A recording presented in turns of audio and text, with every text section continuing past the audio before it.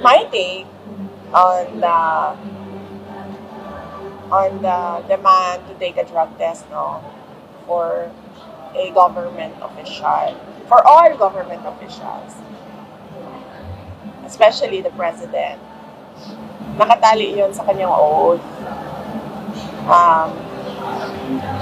When he took the oath as president, he said there that I consecrate myself to the service of the nation. So, ibig sabihin nun, ibinibigay niya yung buhay niya sa bayan. So, ibig sabihin nun, ang nagmamay-ari ng buhay niya ngayon ay ang taong bayan. So, kapag sinabi ng taong bayan na gusto namin mag-drug test ka, hindi ka pwedeng humindi. As president, as vice president, hindi ka pwedeng humindi.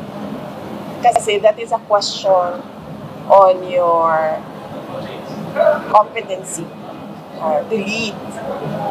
And to erase all doubts on your competency and your decision-making skills is just to do the drug test. Kasi wala namang rason kung bakit ka hindi. Sasabihin mo, pride,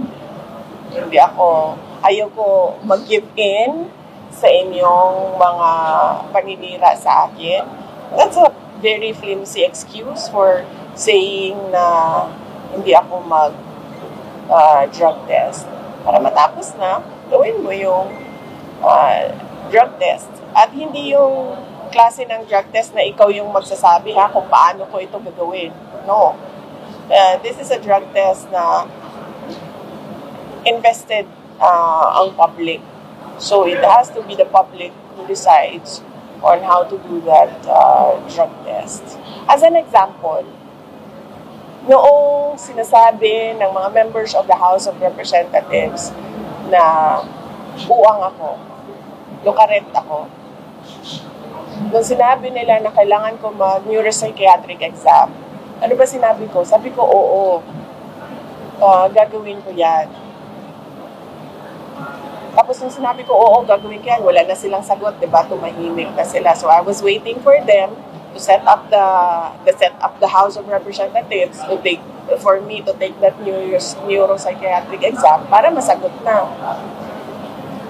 Hindi pwede humindi ang President and Vice President sa drug test. And huwag siya mag-alala. Huwag siya matakot. Sasamahan ko siya. I'm sure sasamahan siya ni Senator Amy. Magpapadrag test din yun. Ako, kahit na konti na lang yung naiwan sa buhok ko, sige, magpapadrag test din ako. Huwag siyang matakot. Kasi para sa bayan naman yun eh. Hindi naman yun para sa yung sarili namin. Ma'am, may mga panawagan ngayon or with all the allegations, corruption against the government and against the president, and as your constitutional mandate, ma'am, as successor of the president, if anything will happen na mag-resign si Pangulong Marcos, how could you uphold yung constitutional mandate mo, ma'am, as the successor of the president? How do I uphold? Yes, what do you mean? It's automatic. Yes, ma'am. In case are you ready, ma'am, na... Of course. There is no question about my readiness. I presented myself to you when I was a candidate for Vice President with the understanding that I am the first in line in succession. Pinresenta ko sa inyo, tumakbo ako bilang Vice President, pinresenta ko sa inyo yun, ang sarili ko, at alam ko na first in line ako sa succession. Wala nang tanong doon kung ano ang gagawin ko. Yun ang mandate sa akin ng Constitution. At alam ko yun nung ako ay tumakbo. At binoto ninyo ako as Vice President knowing that I am the first in line. Your comment po on Makabayan Black's call na hindi lang si BBM ang mag-resign, hindi kayo din po and then establish a transition council. Your comment? Ang sa akin, I have an oath as Vice President. And I said in my oath to preserve and defend the Constitution. So yan yung trabaho ko. Any extra constitutional movements or actions is beyond my sphere. So kung gusto nila na gumalaw sila labas sa Constitution, nasa kanila na yan. So do you think tactic lang nila to take over the government? Ng makabayan. Matagal naman na yan sila gusto mag-take over sa government eh. So, I don't think it's a tactic. It's matagal na yan. Gusto ng makabayan mag-take over ng government. Matagal na yan. Matagal na rin nilang alam na hindi nila kakayanin. At saka hindi nila magagawa yan. Kaya ang ginagawa nila, naghahanap sila ng mga pangulo, mga presidente, kung saan nakikipag-negotiate sila na tumutuloy yung kausa nila o kung ano man yung pinaglalaban nila dyan, na merong understanding na pinapayagan kami ng presidente. So sa tingin ko, hindi ko masabi kung bakit nila pinapatanggal si Marcos, pero sa tingin ko, alam nila na walang negosasyon sa akin tsaka sa makabayan. BP, reaction mo, BP, sa report sa military-backed political reset and the potential appointment of Ramon as caretaker president? Sinabi ko na yan na kanina, I took a note and I said there to preserve and defend the Constitution. So hanggang dyan lang ako sa kung ano ang meron sa Constitution natin. Labas dyan, hindi na, sa kanila na yon, hindi na ako kasali dyan. Yung panghuling message mo kanina? Sa ICT event, I said that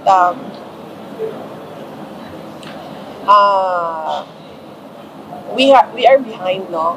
The Philippines is behind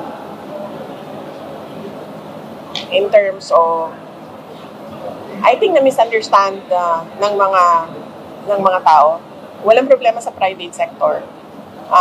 Kasi alam nila what is out there and what they can do for the Philippines. Meron tayong problema sa gobyerno. Sobrang bagal natin to push the ICT and the AI technology in terms of governance. At as a direction for our country. So yun yung sinasabi ko na dapat bilisan ng ating gobyerno yung pagtulak ng ICT sector. May rally on November 30 against corruption daw. So, meron ng mga personalities na dadalo. Kayo po ba magkikisa kayo dun sa rally on November 30? Nakikiisa ako sa lahat ng mga kababayan natin sa kanilang karapatan sa malayang pamamahayag at pananalita. BP, sinabi ng Palasyo na paulit-ulit daw na negative na daw si BBM last 2021 sa drug test. Bakit po pa daw i-insist na magpa-drug test? Any reaction? Kasi ang question is today. Ang question sa kanyang capacity and decision making ay ngayong araw na ito. Hindi siya tanong noong na dated 2021. The question on the capacity and the decision making capacity of the president is dated November. Ano date ngayon? Year lang. 25.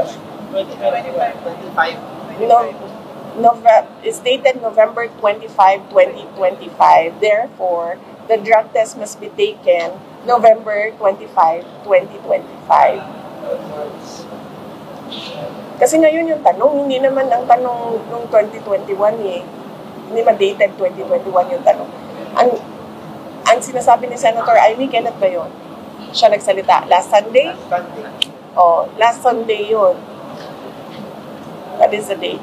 Alam, mahilig lang kasi yung palasyo ba na i-gaslight yung mga tao at ilihis yung usapan. Maybe may payo ka ngayon sa gobyerno kasi nagkakagulo na laganap ng corruption. Baka may payo ka, vice advice. Ayoko nang magpayo sa kanila kasi nakikita naman natin na wala silang sinseridad para sa taong bayan. Ayoko na magbigay ng payo sa kanila kasi kitang-kita na wala silang sinseridad sa kalagayan ng taong bayan at kung saan papunta ang ating bayan. Ano mas makikipay sa mga coalition? Sa December 25? Oh yes, oo. Malayan siya. Ano dili? Ay, so first time daw na RD, or sila mga. No. Ang pahalipay sa Taal, there were years na wala si former President Duterte nag-attend sa pahalipay sa Taal pero naagihapon. The only year na walay pahalipay sa Taal was during COVID. Kay dili yun musugot ang health sector at the time. But whether or not naadib to ang personal attendance ni former President Duterte, magpadayon gihapon ng pahalipay sa Taal. It is a tradition ng pamilya na magbigay kasiyahan sa ating mga kababayan during Christmas Day. Wala na kayong tanong. Meron po, yung kahapon na yung reaction mo kay Harry Roque na kinancel yung niya, passport ng RTC sa Philippines. Kinancel yung passport niya. More than the passport, I am concerned about the former spokesperson, Harry Roque. More than his passport, he has health problems. Mabuti naman na nabanggit ito ng isang senator na napakalaki noong AIX ng 1st and 2nd District dito sa Davao City, releases ng year 2025. Dahil dito makikita natin na ginamit ang AIX para sa politika. Dahil wala namang ibang explanation ito, kundi lumabas itong mga AIX na ito sa opisina ni former Congressman Vincent Garcia na merong kandidato na si former Councilor Javi Campos sa 2nd District na kalaban ng mga Duterte. At sa 1st District naman, through the PBA party list, kay Congresswoman Migs Nograles na at that time running for a congresswoman of the 1st District. So, dito makikita natin na ginamit sa politika yung AIX, ginamit sa mali yung pera at sana ay tingnan din nila yung mga iba pang congressional districts ng mga congressman na pumirma sa impeachment.